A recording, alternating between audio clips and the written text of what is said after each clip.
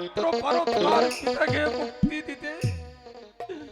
তুমি তুমি যদি আমার 12 দিনের শাহজাদা রহিমকে স্বামী হিসেবে গ্রহণ করো, তবেই তোমার পিতা মুক্তি পেতে পারে।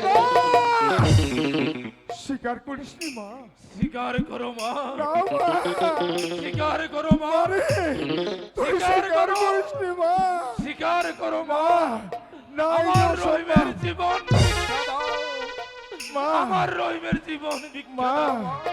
মা স্বীকার করিস নি তুমি মা? রাজি না হলে আমার রহিমকে বাঁচানো যাবে না মা। যাই আমার তো তোর এই সোনার রাজি মতো, হও মা, তোর সোনার মতো জীবনকে আমি রাজি শেষ হও। হতে দিব না মা। না রাজি মা, হও মা, তুই স্বীকার করিস নি রাজি মা? হও মা। তুই স্বীকার করিস নি?